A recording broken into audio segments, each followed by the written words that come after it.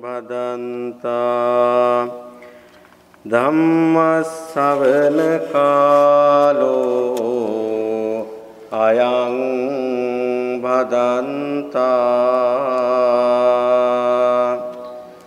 නමෝ තස්ස භගවතු අරහතු සම්මා සම්බුද්දස්ස නමෝ තස්ස භගවතු අරහතු සම්මා සම්බුද්දස්ස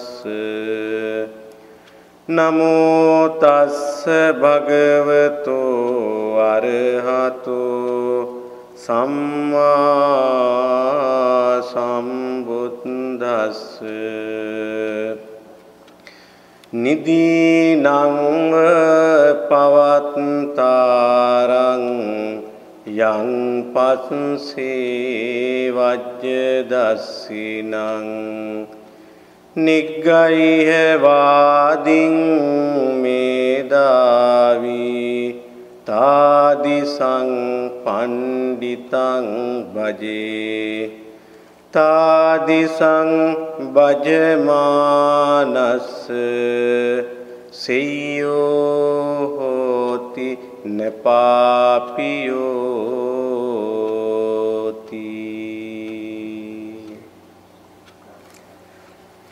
ශ්‍රද්ධාකාමී වාසනාවන්ත පින්වත්නි, අද දුරුතු පුර පසළොස්වක් පොහෝ දවසේ මේ සදහවත් පිරිස විහාරස්ථානයට පැමිණිලා මේ සන්ධ්‍යා භාගයේ ලෞතර තථාගතයන් වහන්සේ විශේෂෙහි සම්බුද්ධ පූජාව පවත්වලා පින් සිද්ධ කරගෙන ඉන් අනතුරුව සූදානම් වන්නේ ලෞතර තථාගතයන් වහන්සේ විසින් දේශනා කරන්නට යෙදුණු ගාථා ධර්මයක් මාතෘකා වශයෙන් තබාගෙන ස්වල්ප වේලාවක් ධර්ම ශ්‍රවණය කරන්නටයි. අද මේ උතුම් පුර පසළොස්වක් පොහෝ දවස ශාසනික වශයෙන් එවැගේම බුද්ධ චරිතය අංශයෙන් ගත්තාම ලොකු වැදගත්කමක් තිබෙන පුර පසළොස්වක් පොහෝ දවසක්. තථාගතයන් වහන්සේ තුන්බෑ ජටිලයන් දමනය කරලා ඒ පිරිස දහම් මගට යොමු කරපු දවස හැටියටත් අසිරිමත් බුද්ධ චරිතය හා බැඳිච්ච තවත් සුවිශේෂී සිදුවීමක් ලෙස වේළුවනාරාම පූජාව තථාගතයන් වහන්සේ පිළිගැනීම මුල්ම ආරාම පූජාව සිදුවීම කියන මේ කාරණාවන් ප්‍රමුඛ වෙනවා එදා බුදුරජාණන් වහන්සේ වැඩ ඉන්න සමයේදී සිදුවීම එක්ක. අනික් පැත්තට ලොකු වැදගත්කමක් තියෙනවා ලංකාවාසී බෞද්ධ අප හැම දෙනාටම අපේ ඉතිහාසයේ කියවද්දී මේ අත්ව දන්නවා බුදුරජාණන් වහන්සේ මයංගනේ නාගදීපේ කැලණිය කියන මේ ස්ථාන තුනට තථාගතයන් වහන්සේ වැඩම කළා. තථාගතයන් වහන්සේගේ ආගමනය සිද්ධ වුණාය කියලා. බුදුරජාණන් වහන්සේ මුල් වතාවට වැඩම කළේ ශ්‍රී ලංකා ද්වීපයට මයංගන පුදබිමට නැත්නම් මයංගන ප්‍රදේශයට සුමන සමන්දිව රාජානන්ට කේස ධාතු ආදී ලබා දීම් සුවිශේෂී සිද්ධීන් හැටියට සලකනවා. බුදුරජාණන් වහන්සේ මයංගනයට වැඩම කළේ අද වගේ පුර පසළොස්වක් පොහෝ දවසක. ඒ නිසාම ලංකාවාසී අප හැම දිනාටම ඒ තෙවරක් තථාගතයන් වහන්සේගේ පාද ස්පර්ශයෙන් ස්පර්ශ වෙච්ච ඒ පුණ්‍ය භූමිය අද තමයි මුල් වතාවට බුදුරජාණන් වහන්සේගේ පහස ලබන්නේ. ඒ නිසාම පින්වත්නි, මේ උතුම් පුර පසළොස්වක් පොහෝ දවස අපි හැම දිනාටම අතිශයින් වැදගත් වෙනවා. ඒ නිසා අපි මේ වෙලාවේ කල්පනා කරගන්න ඕන මේ පුර පසළොස්වක් පොහොය දවසට සමගාමීව අප මේ සිද්ධ කරන දේශනා මාලාව, මේ ධර්ම දේශනාවන් ශ්‍රවණය කිරීම තුළින් තමන්ගේ ජීවිතය ආලෝකමත් කර ගැනීම පිණිස, තමන්ගේ ජීවිතය දහම් මගට යොමු කරවා ගැනීම පිණිස වහවහ උත්සුක විය යුතු වෙනවා. බුදුරජාණන් වහන්සේ පින්වත්නි අපට දේශනා කළේ මේ සසර දුක කෙලවරක් නැහැ. මේ සසර දුකට වැටිච්ච අපි මේ සංසාර දුකෙහි එහෙමත් නැත්නම් මේ තණ්හා කියන දැලෙහි පැටලෙමින් අනන්ත ප්‍රමාණ කාලයක් මේ සසර දුක් විඳින්නට සිද්ධ වෙනවා. අපි මෙතුවක්කල් ගෙවා දමපු දුක පිළිබඳව අප දන්නේ නැහැ. ඒ වගේම තවත් මේ සසර කොච්චරනම් කාලයක් මේ සසර ඇවිදිමින් මේ සසර ගමන් කරන්න වෙනවාද කියන එක පිළිබඳවත් අපි කිසි කෙනෙකුට අවබෝධයක් නැහැ. හැබැයි අමතක නොකළ යුතු එක දෙයක් තිබෙනවා. මේ සංසාරේ මේ දුක නැති කරන තාක්කල් මේ සසර ගමන ඒකාන්ත ලෙසම අපි කැමති වුණත් අකමැති වුණත් සිද්ධ වෙනවා. සසර අපි කුසල් කරපු නිසා අද මේ මිනිස්කමක් කියන පුණ්‍ය ලාභයකට අපටපත් වෙන්න පුළුවන් වුණත් මෙතනින් එහා තියෙන දේ අපට නොපෙනෙන නිසා ඊට පස්සේ අපි කොයි තැනක උප්පත්ති කරයිද කියන එක පිළිබඳව අපි කිසි කෙනෙකුට විශ්වාසයක් නැහැ. ඔය නිසාම තමයි බුදුරජාණන් වහන්සේ දේශනා කරන්නේ මේ ධර්ම මාර්ගයට පැමිණිලා මේ පිළිබඳ අවබෝධය ඇති කරගෙන යථාර්ථවාදී අවබෝධයක් ඥාන දර්ශනයක් ඇති කරගෙන මේ සසර දුක ගෙවා දැමීම පිණිසම තමන්ගේ කාලයේ ශ්‍රමය මිඩංගු කළ යුතුයි කියලා තථාගතයන් වහන්සේ පෙන්වා දෙන්නේ ධහම තුලින් ඒ නිසයි. ඒ නිසා පින්වත්නි වහවහ තමන් මේ ධර්ම මාර්ගයට අවතීර්ණ වෙලා මේ සසර දුක මා නැති කරනවා මේ සසර දුක මා ගෙවා දමනවා කියන දැඩි අදිෂ්ඨානයකටපත් වෙන්න ඕන. මේ අකුසල ධර්මයේ මගේ ජීවිතයට කවදාකවත් ලන් නොවේවා. මේ අකුසල ධර්මයේ මගේ ජීවිතය උපනුපං ආත්ම භාවයක්ම මා කරා නොවේවා. මේ දැඩි අදිෂ්ඨානය ඇති කරගෙන ඒ තුල තමන් ලොකු අදිෂ්ඨානයකින් වීරයකින් ඒ අකුසල ධර්ම ගෙවා දමන්නට උත්සාහ කරන්නට ඕන. අද මා මාතෘකා කරපු ගාථා ධර්මයේ එක පැත්තක් තියෙනවා. ඒ ගැන බුදුරජාණන් වහන්සේ මේ ගාථා ධර්මයේ දේශනා කළේ සාරිපුත්ත මහරහතන් වහන්සේ අරමුණු කරගෙන. සාරිපුත්ත මහරහතන් වහන්සේ පිළිබඳව මේ සදහැවතුන් අහලා තියෙනවනේ ඊටාම මේ ශාසනයේ වැඩ හිටපු නිහතමානීම ඒ වගේම අනිත් අයට කරදරයක් නොවිච්ච ඊර්ෂ්‍යා පරවස ක්‍රෝධ පරවස නොවිච්ච මහරහතන් වහන්සේ නමක් තමයි සාරිපුත්ත මහරහතන් වහන්සේ. උන්වහන්සේ පින්වත්නි කවමදාකවත් උන්වහන්සේගේ චරිතයේ තා විශාල ලක්ෂණයක් තියෙනවා. උන්වහන්සේ කිසි දවසක ඊර්ෂ්‍යා කළේ නැහැ කාටවත්. උන්වහන්සේ කවදාකවත්ම ද්වේෂ සහගත වුණේ ඒ කියන්නේ තරහවක් ආවේ නැහැ උන්වහන්සේට. ඒ වගේම උන්වහන්සේගේ චරිතයේ තව ලක්ෂණයක් තිබුණා රහමෙර පානය කරේ නැහැ. තව ලක්ෂණයක් තිබුණා උන්වහන්සේගේ චරිතයේ කිසි දෙයකට ආසාවක් දැක්ුවේ නැහැ. මේක කැපී පෙනෙන ලක්ෂණයක්. මේ කැපී පෙනෙන ලක්ෂණය ඇති වෙන්න හේතුවක් තිබුණා. මා ඔය මුලින් කිව්ව කාරණාව.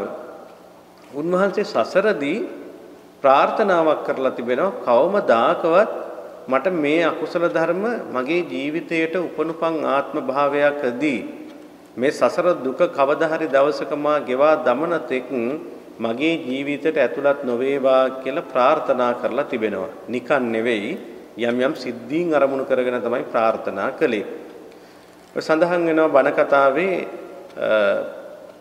ඔය ඊර්ෂ්‍යාව ඇති වෙච්ච ආකාරය. එක්තරා අවස්ථාවක රජ කෙනෙක් හිටියා. ඒ රජුරු තමන්ගේ පර්යන්ත දේශයක තිබිච්ච යුද්ධයක් නැති කරන්න, යුද්ධයක් සමනය කරන්න, සංසිඳවන්න යන්න ඕන වුණාම තමන්ගේ අමාත්‍ය මණ්ඩලයේ ප්‍රධාන අමාත්‍යවරයාට නැත්නම් ඒ ප්‍රධානියාට රජකම් පවරලා මාස කිහිපයකට ඈත පර්යන්ත දේශයකට යනවා යුද්ධයක් සංසිඳවන්න. මේ යුද්ධය සංසිඳවන්න ගිය වෙලාවේ මේ මහා ඇමති නැත්නම් මේ පාලනයට නතු වෙච්ච කෙනා නැත්නම් මේ පාලනයේ බාර දීපු කෙනා ඊටාම රූමත් කෙනෙක්. ඒ වගේම ඊටාම දක්ෂ කෙනෙක්. ඒ වගේම බොහොම ප්‍රඥාවන්ත කෙනෙක්. කවදාකවත් කාටවත් වැරද්දක් නොකරන කෙනෙක්. ඉතින් මෙයා දැන් රජුරු ගියාට පස්සේ රාජ්‍ය පාලනේ නැත්නම් රට බලා ගන්නවා. හැබැයි රජ දේවිය එච්චර හොඳ කෙනෙක් නෙවෙයි. ඇයට ආසාවක් පහළ වුණා මේ තමන්ගේ මහා ඇමති කෙරෙහි. ඒ රාගික හැඟීමක් පහළ වුණා. ඒ නිසා ඇය ඔහුව පොළඹවා ගන්න උත්සාහ කළා. හැබැයි ඔහු කැමති වුණේ නැහැ ඒ කිසි දෙයකට. හැබැයි රජ දේවිය උපක්‍රමයක් යොදනවා. ඒ කල්පනා කරනවා යම් හේකින් මේ කාරණාව එළියුනොත් එහෙම Tamanට ලොකු නපුරක් වෙනවා කියලා කල්පනා කරලා යුද්ධයේ සංසිඳුවලා රජුරෝ එනවත් එක්කම රජතුමාට කියනවා චෝදනා මුඛයෙන් ඔබතුමා ගියාට පස්සේ මේ මහා ඇමති මට කරදර කරන්න හැදුවා. ඒ නිසා මම මහලු අපහසුතාවයකටපත් වුණා ඔබතුමා නැති කාලේ. රජුරෝ කිසි දෙයක් විමසුවේ නැහැ. කිසි දෙයක් විමසන්නේ නැතුව මේ මහා ඇමතිව මරලා දාන්නේ කියලා හිසගසා මරලා දාන්නේ කියලා නියම කළා. හැබැයි මෙහෙම නියම කළාට පස්සේ කලබල වුණේ නැහැ මේ මහා ඇමති. කලබල නොවි ඔහු කියනවා ස්වාමීනි මේ දඬුවම දෙන්නට කලින් මේ පිළිබඳ විමසීමක් කරන්න. එක පාර්ශවකින් විතරක් මේ කාරණාව අහලා ඉවරලා මේක විසඳන එක වැරදි. ඒ නිසා දේවියත් කැඳවලා මේ ප්‍රශ්නේ විසඳන්න මේ ප්‍රශ්නේ විමසලා බලන්න. ඒ විමසලා බලලා මා වැරදි කරුණම් මා ඒකාන්ත ලෙසම සූදානම් මේ දඬුවම් බාර ගන්න මට දඬුවම් දෙන්න. මේ කාරණාව මෙහෙම සැලකලාම රජුරුත් කල්පනා කරනවා මෙතුවක් කාලයකට මොහුගෙන් අපිට වැරද්දක් වෙලා නැහැ. කියන්න මෙන්න මේ වැරද්ද ඔබ කරනවයි කියලා මෙන්න මේ වැරද්ද ඔබ තුල තියෙනවයි කියලා පෙන්වන්න වැරද්දක් ජීවිතේ කවදාකවත් වෙලා නැහැ. ඒ වෙලා නැති නිසා කල්පනා කරන රජුරුත් ඒ නිසා මේක විමසන්න ඕනේ කියලා නඩුව විමසපුවහම අන්තිමට දේවිය තමයි වැරදි කියලා තීරණය කළා.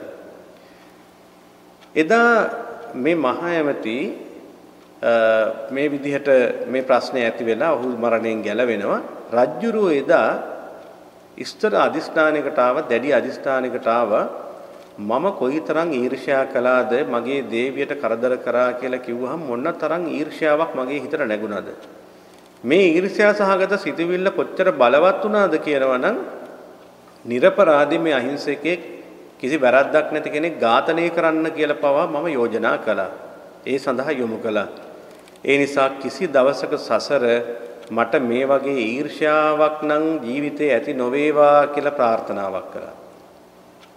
කවදා හරි දවසක මා නිවන් දකින කම්ම මට මේ ඊර්ෂ්‍යා සහගත සිතුවිල්ල කිසි භවයකදී ඇති නොවේවා කියලා ලොකු ප්‍රාර්ථනාවක් දැඩි අදිෂ්ඨානයක් තමන්ගේ හිතට ගත්තා. එදා පින්වත්නි මේ රජුරුව තමයි මහා සාරිපුත්ත මහරහතන් වහන්සේ. එදා මේ මහා ඇමති තමයි අපේ බුදුහාමුදුරුවෝ. මේ කතාවේ අපේ බුදුරජාණන් වහන්සේ තමයි මහා ඇමති.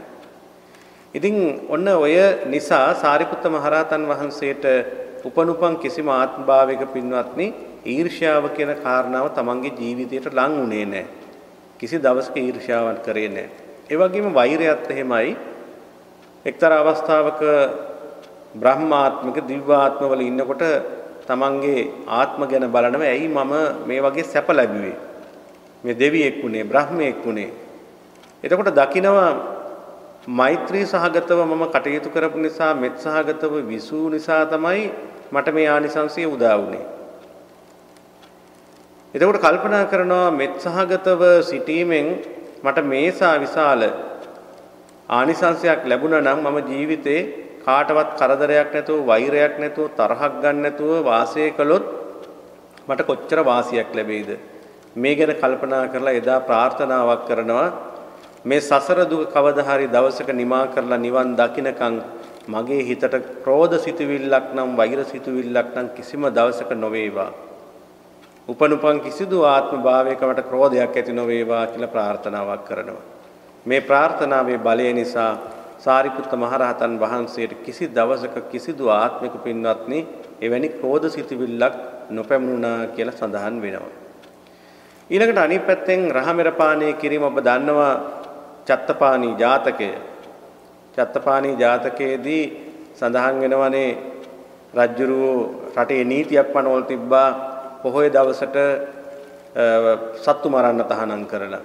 එදාට මස් කඩ නැහැ කොහෙවත්. හැබැයි රජුරවන්ට හැමදාම දිනපතාම ආහාරය සඳහා මස් ඕන. ඒ වගේම රහමෙර පානය කරනවා. දවසක් පොය දවසක අරක් කැමියා ඊට කලින් දවසේ මස් ගෙනල්ලා තියාගත්තාම මේ මස් ටික සතෙක් අරගෙන ගිහින් මේ මස් ටික නැති වෙනවා පොය දවසේ මස් නැති වෙනවා රජුරුවන්ගේ රාජභෝජනයේ පිළියෙල කරන්න. ඉතින් ඊට පස්සේ දේවියට මේ කාරණාව කියන රජුරුව රහමෙර පානය කළා සිහියෙන් ඉන්නේ. මොකද මේකට කරන්නේ කියලා. ඉතින් ඒ වෙලාවේ දේවිය කියනවා ඔබ කලබල වෙන්න එපා. රජුරුවන්ට මේ පිළිබඳ විමසීමක් නොකරන්න පුළුවන් වෙන්න රජුරුව බොහොම පණටත් වඩා ආදරේ දරුවට මම දරුවව වඩාගෙන යන්න ළඟට දරුවා සුරතල් කරගෙන කනකොට රාජභෝජනේ අනුභව කරනකොට ඔය මස් තියනවද නැද්ද කියලා ගාණක් නැතු වෙයි. ඒ නිසා මම මේ දරුවව ඒ වෙලාවේ රජුරවන්ට දෙන්නම්. හොරතල් කරන්න. එහෙම කියලා ඉවර වෙලා මේ අරක්කෙමියට කියනවා.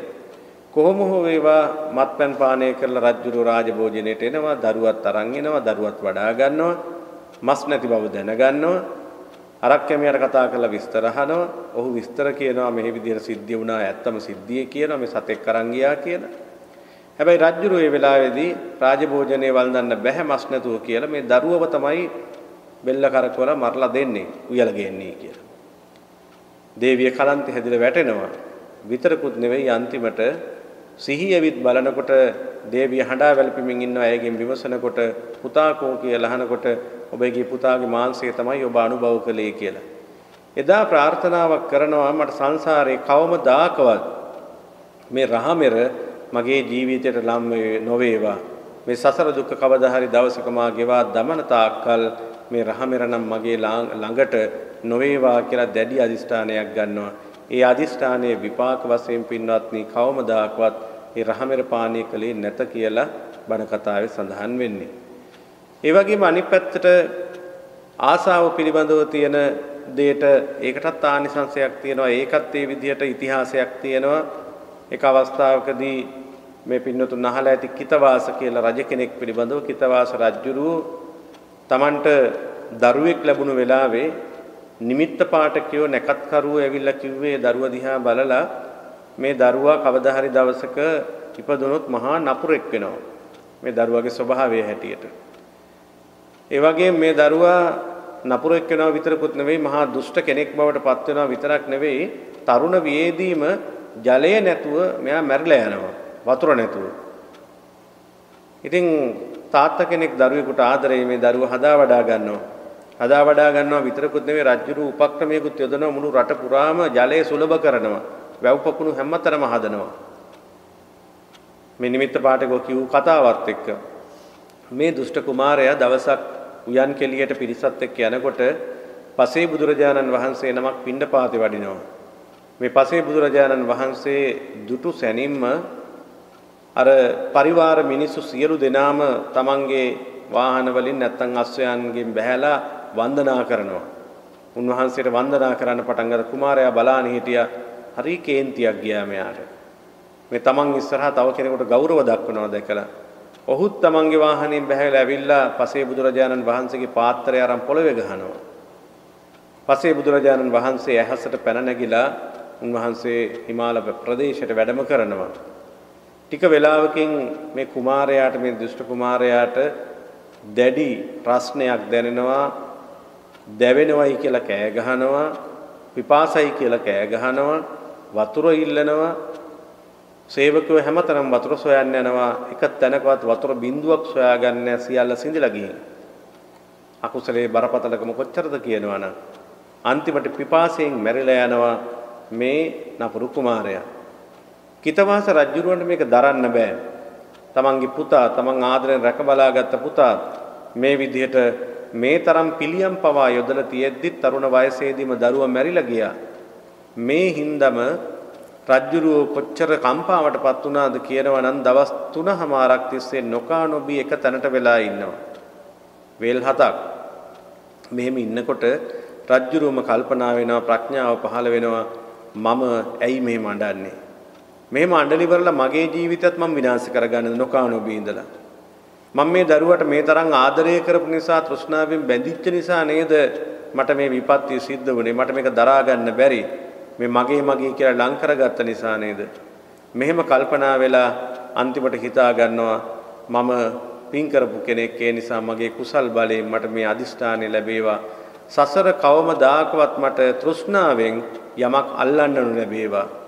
තෘෂ්ණා සහගතව යමක් මගේ ජීවිතේට ලං කරගන්න නැතුව ඉන්න මට පුළුවන්කම ලැබේවා. මෙහෙම ප්‍රාර්ථනාවක් කළා. ඒ ප්‍රාර්ථනාවේ බලය කොච්චර බල සම්පන්න වුණාද කියනවා නම් උපනුපං කිසි ආත්ම භාවයක පින්වත්නි තෘෂ්ණාවෙන් දැඩිව උපාදාන වශයෙන් යමක් අල්ලන්නේ නැහැ. ඔය සාරිපුත්ත මහරහතන් වහන්සේගේ චරිතයේ තිබිච්ච ලක්ෂණ කීපයක් මා කීවේ මේ චරිත ලක්ෂණ උන්වහන්සේ තුල පැවතුණා. මේ පින්නතුන්ට මතක ඇතිනේ සාරිපුත්ත මහරහතන් වහන්සේ ගැන කියනකොට උන්වහන්සේගේ සත්‍යක්‍රියාව පිළිබඳව ඒක තමයි ඊටාම වැදගත්ම තැන.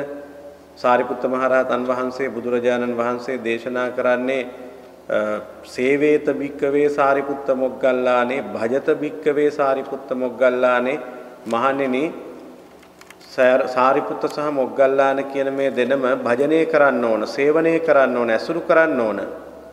පණ්ඩිතා භික්කවේ ඒ දෙදෙනා පණ්ඩිතයි. ඒ වගේම සාරිපුත්ත මහරහතන් වහන්සේට කිව්වේ හරියට ජනෙන්ති සාරිපුත්ත මහරහතන් වහන්සේ අම්මා කෙනෙක් වගේ කියලානේ. බුදුරජාණන් වහන්සේ දේශනා කරන මහණෙනි සාරිපුත්ත ඔබලාට හරියට මව් කෙනෙක් වගේ, අම්මා කෙනෙක් වගේ. මුගලන් මහරහතන් වහන්සේ ගැන දේශනා කරන මොග්ගල්ලාන ඔබලාට හරියට කිරි අම්මා වගේ. වැදූමව නැති වුණාම දරුවන්ට පිළිසරණ පිණිස ඉන්නේ කිරි අම්මා කෙනෙක්. කිරිමව අම්මා නැති වුණාම. ඒ නිසා මුගලන් මහරහතන් වහන්සේ ඔබලාට කිරිමවක් වගේ කියලා දේශනා කරනවා. සාරිපුත්ත මහරහතන් වහන්සේ සෝතාපට්ටි ඵලයේ විනේති. ශ්‍රාවකයෝ සෝවාන් ඵලෙහි පිහිටවනවා. මුගලන් මහරහතන් වහන්සේ උත්තානමත්තේ විනේති. ඊට එහා සකදාගාමී අනාගාමී අරහත් ඵලය දක්වා ගෙනියනවා ශ්‍රාවකයෝ. ඒ හින්දායි දේශනා කරන්නේ සේවේත භික්කවේ භජත භික්කවේ සාරිපුත්ත මොග්ගල්ලානි. ඒ නිසා මහණෙනි සේවනය කරන්න ඕන, භජනය කරන්න ඕන, ඇසුරු කරන්න ඕන සරියුත් මුගලන් කියලා. ඔබ අහලා ඇතින එක බණ කතාවක තියෙනවා සරියුත් මහරහතන් වහන්සේ ගැන. ඒක මේ කායගත සතිය ගැන තියෙන ඉතාම හොඳ වැදගත් ඉගැන්වීමක්. සාරිපුත්ත මහරහතන් වහන්සේට එක වෙලාවක චෝදනාවක් කරනවානේ ස්වාමීන් වහන්සේ නමක්. ඒ චෝදනාව තමයි සරියුත් මහරහතන් වහන්සේ එක වෙලාවක ගමනක් වඩින්න සූදානම්. ඒ ගමනක් වඩින්න සූදානම් වෙනකොට සරියුත් මහරහතන් වහන්සේ පස්සෙන් අනිත් ස්වාමින් වහන්සේලා වඩිනවා උන්වහන්සේ යන දිහාට. ඒ වෙලාවේ සරියුත් මහරහතන් වහන්සේ නතර වෙලා අනිත් ස්වාමින් වහන්සේලාට කියනවා ඔබලා නම් කියා නවත්තනවා, ඔබලා නතර වෙන්න බුදු පියාණන් වහන්සේට උවටනට බුදු පියාණන් වහන්සේට උපස්ථාන කරන්න ඔබලා නතර වෙන්නේ කියලා ඒ ස්වාමින් වහන්සේලා නවත්තනවා මග. එන්න එපා කියලා. එක ස්වාමින් වහන්සේ නමකින් නම කියන්න බැරි වුණා. එයා කේන්ති ගත්තා. අනිත් සේරම නම් කියලා ඒ සේරම නැවැත්තුව මගේ පමණක් නම කිව්වේ නැත කියලා එයාට ඒ පිළිබඳ ලොකු කේන්තියක් ආවා. කේන්තියක් ඇවිල්ලා ඒ කේන්තිය ඒ තරහ පිරිමැහුවේ කොහොමද? බුදු පියාණන් වහන්සේට ඇවිල්ලා කියන ස්වාමීනි සරියුත් මහරහතන් වහන්සේ උන්වහන්සේගේ සංගල සිවුර මගේ ඇඟේ හැප්පිලත් මගෙන් සමාව නොගෙන ගියයි කියලා.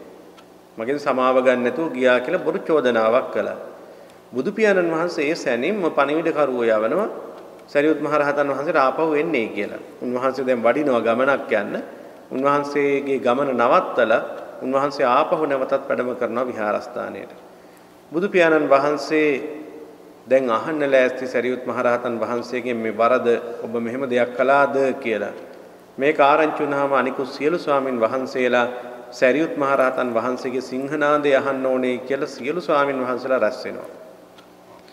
එදා බුදු පියාණන් වහන්සේ ළඟ උන්වහන්සේ වැඩ ඉඳගෙන බුදු පියාණන් වහන්සේට මතක් කරනවා බුදුරජාණන් වහන්සේ මේ චෝදනාව කළාම ඇත්තද ඔබ මේ භික්ෂුවගේ ඇඟේ හැපිලත් ඔබ සමා කරව ගන්න නැතුව ගියාය කියලා කියන්නේ ඇත්තක්ද කියලා බුදු පියාණන් වහන්සේ විමසනකොට බුදු පියාණන් වහන්සේ ඉස්සරහා වැඳගෙන උන්වහන්සේ මේ විදිහට සත්‍යක්‍රියාවක් කරන ස්වාමීනි මම කවදාකවත් කායගත සතිය නැතුව ඉන්න කෙනෙක් නෙවෙයි. මම හැම වෙලාවකම කය අනුව බලමින්මයි ජීවත් වෙන්නේ. මේ කය පරිහරණය කරන්නේ දැනගෙනමයි.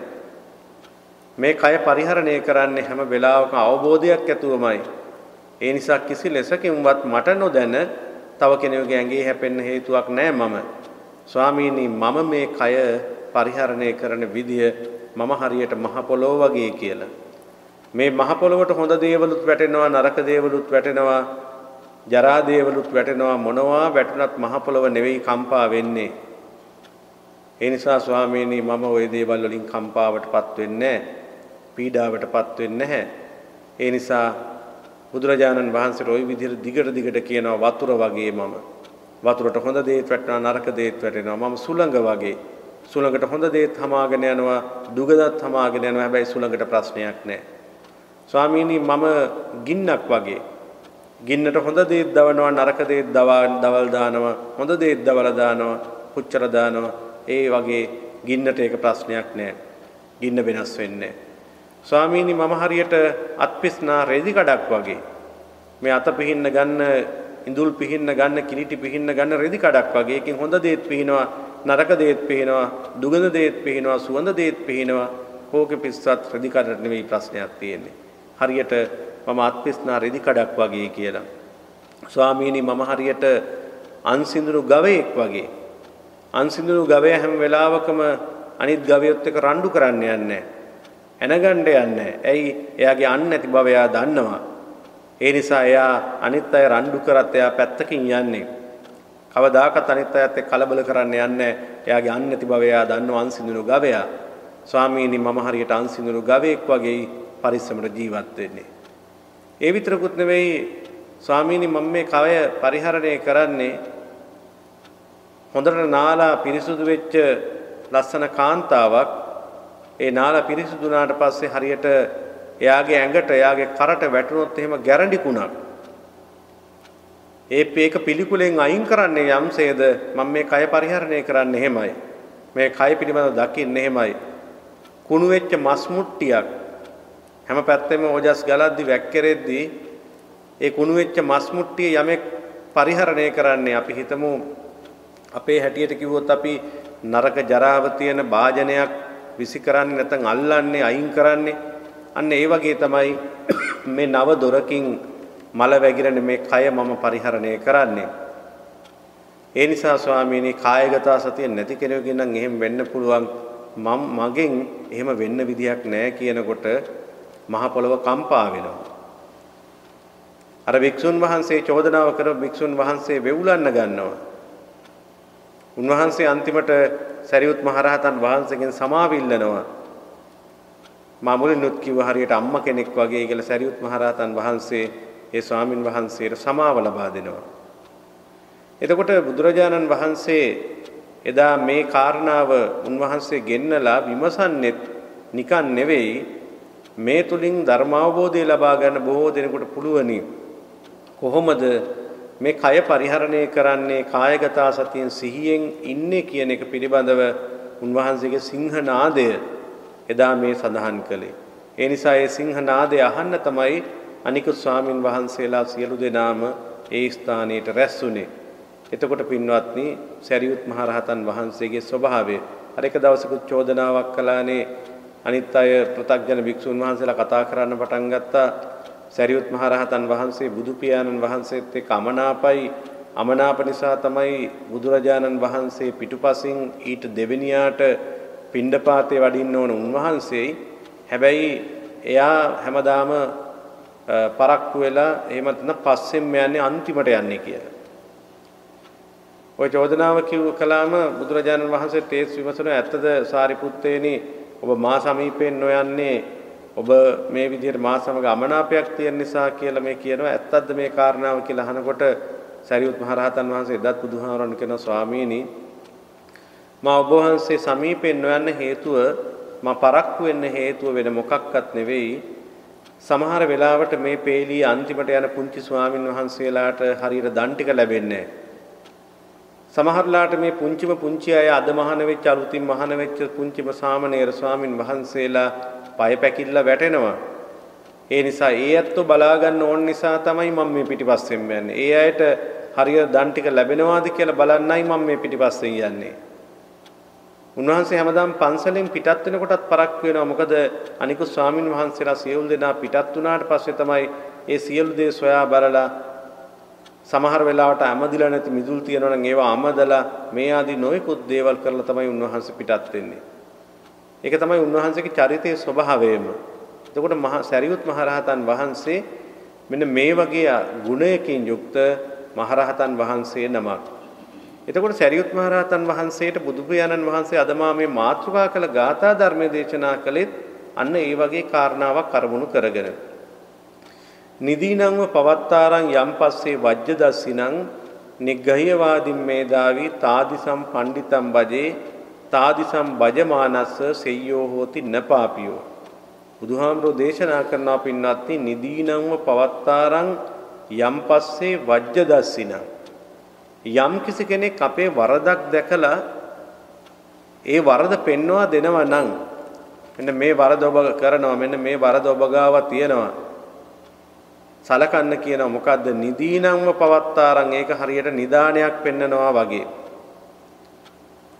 කෙනෙක් අපේ වරදක් පෙන්නනවා නම් කෙනෙක් අපේ දෝෂයක් කියනවා නම් අපේ දෝෂයකට නිග්‍රහ කරනවා නම් ඔබ මේ වැඩේ වැරදි කරන එක කියලා නිග්‍රහ කරනවා නම් අවවාද අනුශාසනා කරනවා නම් ඒක හරියට දේශනා කරනවා නිදානයක් පෙන්නන කෙනෙක් වගේ නිදම් පෙන්නන්නේ කල්යාණ මිත්‍රයෝ නිදානයක් කියන්නේ තමන්ගේ ජීවිතේට වාසනාව ගෙන දෙන දෙයක් තමන්ට වාග්යවන්තකම් ලබා දෙන දෙයක් තමන්ට සතුට ගෙනත් දෙන දෙයක් එතකොට ඒ වගේ දේවල් පෙන්වන්නේ නිකං කෙනෙක් නෙවෙයි කල්යාණ මිත්‍රයෙක්මයි ඒ නිසා බුදුරජාණන් වහන්සේ දේශනා කරනවා එවැනි නිදානයක් පෙන්වන්නා වගේ තමන්ට තමන්ගේ ජීවිතේ වරද පෙන්වා දෙන එක තමන්ගේ අඩුපාඩුකම් පෙන්වා දෙන එක තමන්ට ඒ වගේම අවවාද අනුශාසනා පවත්වන එක හැදෙන්නට කියලා අවවාද අනුශාසනා පවත්වන එක හරියට නිදානයක් පෙන්නනවා වගේ බුදුහාරු දේශනා කරනවා තාදිසම් පණ්ඩිතම් භජේ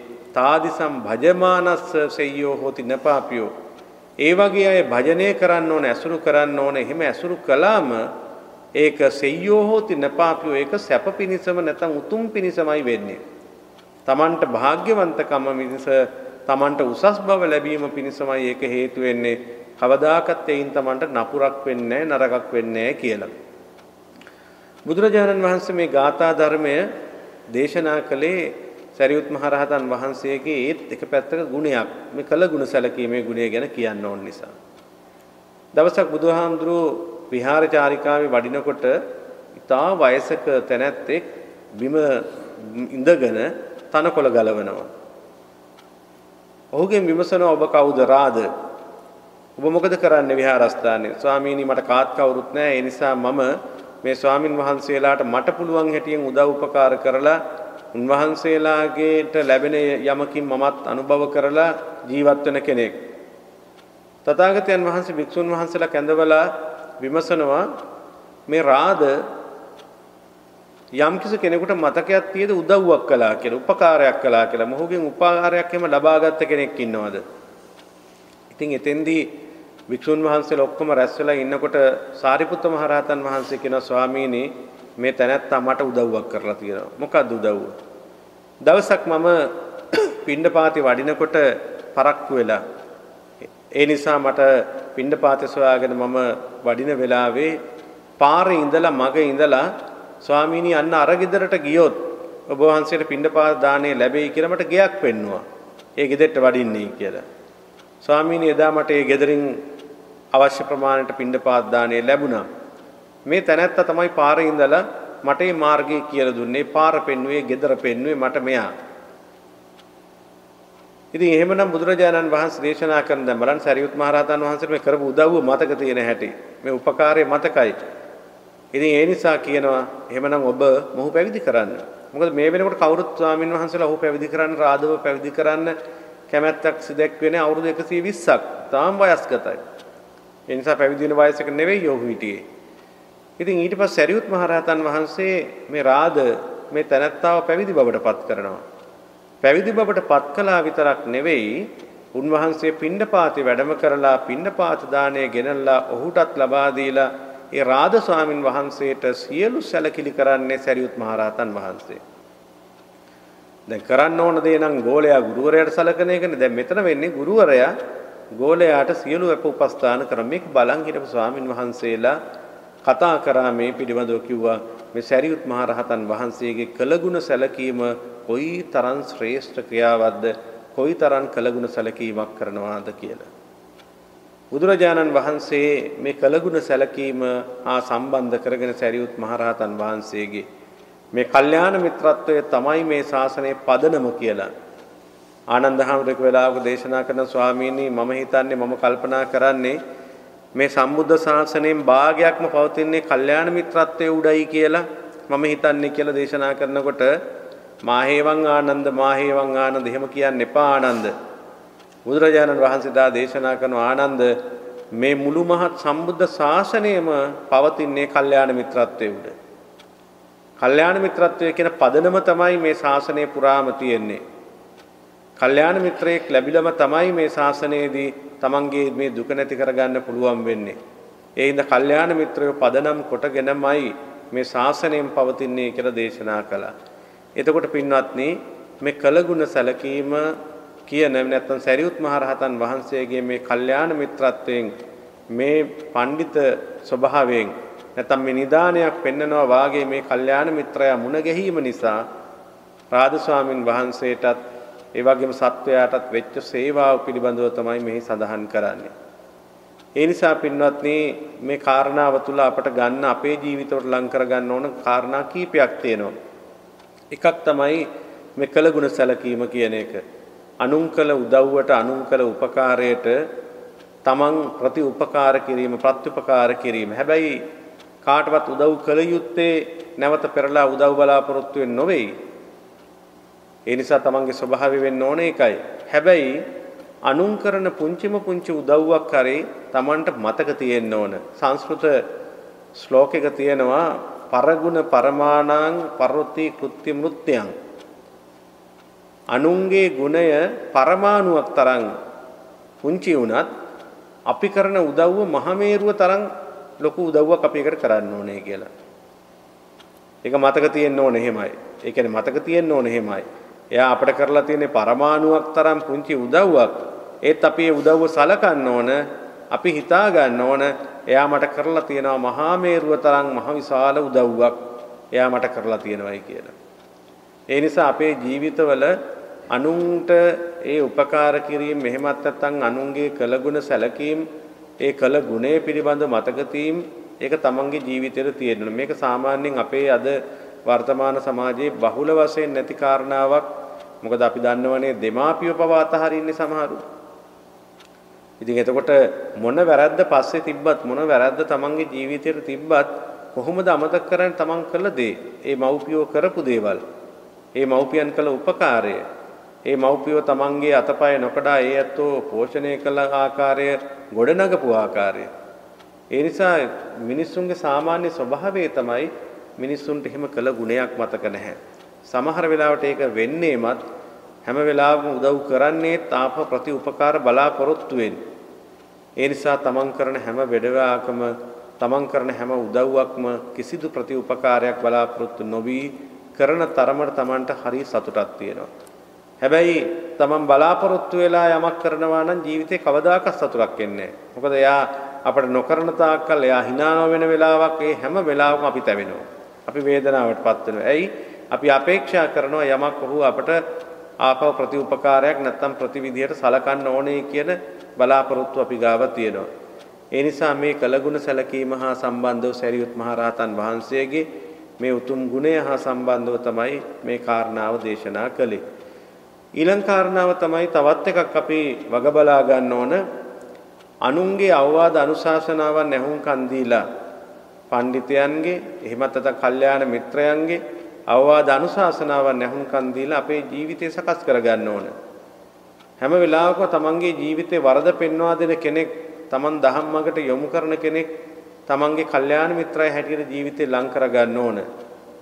මේ කල්යාණ මිත්‍ර සම්පත්තිය මතම තමයි මේ ශාසනය පිහිටන්නේ. ඒ වගේම සෝතාපට්ටි අංග ආදී දේශනා කරනකොටත් තථාගතයන් වහන්සේ දේශනා කරන්නේ සත්පුරුෂ සංසේවෝ කියලා. සත්පුරුෂෝ ඇසුරු කරන්න ඕන කල්යාණ මිත්‍රෙක් තමන්ගේ ජීවිතයට ඒකාන්තයෙන්ම ලම් වෙන්නටම ඕන. ඉතින් එතකොට අදද අපි හැමදෙනාටම මේ කල්යාණ මිත්‍ර සම්පත්තිය තියෙනවා. බුදුරජාණන් වහන්සේ ධර්මයේ සංඝයා මේ කල්යාණ මිත්‍රත්වයෙන් ඇසුරු කරන්න ඕන දේවල් අපට තිබෙන. බුදුහාමුදුරුවෝ ජීවමාන නොසිටියාට බුදුරජාණන් වහන්සේ ජීවමානයි මේ ධර්මයේ තුලින්. බුදුහාමුදුරුවෝ දේශනා කරන යෝ ධම්මං පස්සති සෝමං පස්සති. යමෙක් ධර්මයේ දකිනවා නම් යමෙකුට ධර්මයේ දකින්න පුළුවන් නම් එයාට මාව දකින්න පුළුවන්. බුදුහාමුදුරුවෝ ජීවමානව නැතුවයි කියලා ප්‍රශ්නයක් නැහැ. බුදුරජාණන් වහන්සේ ජීවමානයි ධර්මයේ තුල. යමෙක් ඒ ධර්මයේ පරිශීලනය කරනකොට මා සරණ ගිය මගේ භාග්‍යවතුන් වහන්සේ මෙහෙම නේද කියලා අතිශයින් සතුටට ප්‍රමෝදයටපත් වෙන්න පුළුවන්. උන්වහන්සේ නේද මේ ධර්මයේ දේශනා කළේ, මේ මාර්ගය අපට කියලා දුන්නේ කියලා සතුටටපත් වෙන්න පුළුවනි. ඒ නිසා පින්වත්නි ඒ කල්යාණ ධර්මය ජීවිතයට ඇසුරු කරන්න ඕන, ආශ්‍රය කරන්න ඕන, ජීවිතයට ලං කරගන්න ඕන. කල්යාණ මිත්‍රත්වයෙන් මේ ධර්මය තමන්ගේ ජීවිතයට ලං කරගත්තොත් ඒකාන්ත ලෙසම තමන්ට සුගතියක් තියෙනවා, තමන්ට විමුක්තියක් තියෙනවා.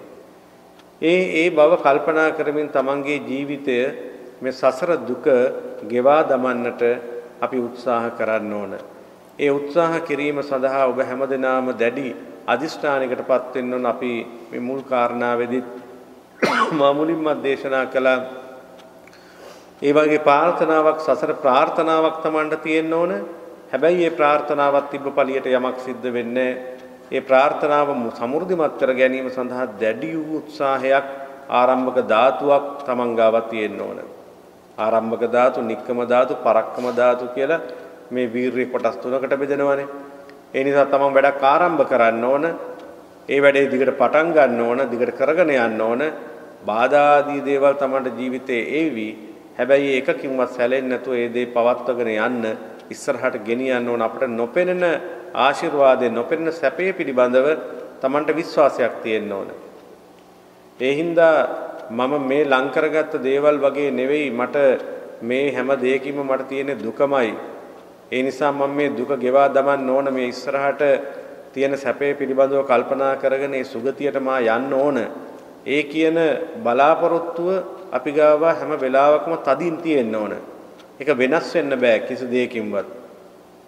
සාමාන්‍ය අපිට තියෙන බලාපොරොත්තුන්, අපේ පරමාර්ථ නැත්නම් අපේ ඉලක්ක හැම වෙලාවකම වෙනත් දේවල් නිසා අපි පහත දමනවා. ඒ හින්දා ජීවිතේ සාමාන්‍යයෙන් අපි ඉලක්කයක් තියාගෙන මෙන්න මේක සපුරා ගැනීම සඳහා එහෙමත් නැත්නම් මම මේ දුක නැති කිරීම පිණිස තමයි යන්නේ කියලා අපි අදිෂ්ඨානයක් ඇති කරගත්තට ඒකට බාධා වෙන දේවල් ගොඩක් එනවා. ඊට පස්සේ බාධා වෙන දේවල් එනකොට අපිට ප්‍රමුඛ වෙන්නේ අනිත් දේවල්. මේක වැහිලා යනවා, අමතක වෙනවා. මේන් ලැබෙන සැපේ කොච්චරද කියන එක පිළිබඳ අමතක වීමක් අපිට තියෙනවා. ඒ අමතක වෙනකොට අපි අර පුහු දේවල් වලට නැත්නම් නිස්සාර දේවල් වලට ඒව තමයි සැප, ඒව තමයි හරි, ඒව තමයි අපේ ජීවිතේට සැප ගැන දෙන්නේ කියලා කල්පනා කරලා ඒවම ජීවිතයට ලං කරගන්න උත්සාහ කරනවා. ඒ නිසා මේකට ලොකු දර්ශනයක් ඕන. සම්මා දිට්ඨියටපත් වෙන්න ඕන. ඒ සම්මා දිට්ඨියටපත් වෙලා සීලාදී ගුණධර්ම තමන්ගේ ජීවිතයට ලං කරන, ආරක්ෂා කරගෙන පුළුවන් හැම වෙලාවකම ප්‍රතිපත්ති මාර්ගයේ ගමන් කරන්න ඕන.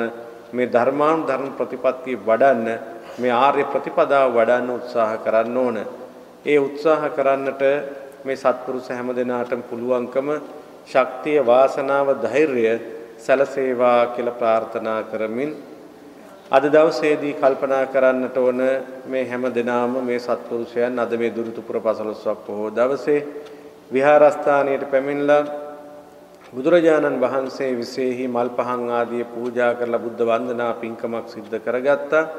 ඒ බුද්ධ වන්දනා පින්කම සිද්ධ කරගෙන අනතුරුව කෙටි ධර්මානුශාසනාවකට ඇහුම්කන් දීලා තමන්ගේ ජීවිතයට යමක් අරගෙන තමන්ගේ ජීවිතය සකස් කර ගැනීම පිණිස අදිෂ්ඨානයක් ඇති කරගෙන මම මේ ධර්ම මාර්ගයේ ගමන් කරනවා, මේ වහවහ මේ සසර දුක නිමා කිරීම පිණිස මේ ධර්මයේම සරණ ගිහින් මේ ධර්මයෙන් මට පිළිසරණ කරගනිමින්, මේ ධර්මයෙන් මට පිහිට කරගනිමින් මගේ ජීවිතේ ඒකාන්ත ලෙසම මම මේ දුක ගෙවා දමනවා කියන දැඩි අදිස්ථානයටපත් වෙන්න අවස්ථාවක් උදා කරගෙන මේ පින්කම් දහම් තුලින් අපි ලං කරගත්තා වූ අනන්ත අප්‍රමාණ කුසල ධර්මයන් කල්පනා කරන්නට සියලු දෙවියන්ටත්, මිය ගියන්ටත්, සකල ලෝකවාසී සියලු සත්වයන්ටමත් අනුමෝදන් කරනවා. අනුමෝදන් වේවා. අප හැමදෙනාට මේ උතුම් කුසල් බලයෙන් උතුම් නිවනම සැලසේවා කියලා ප්‍රාර්ථනා කරමු.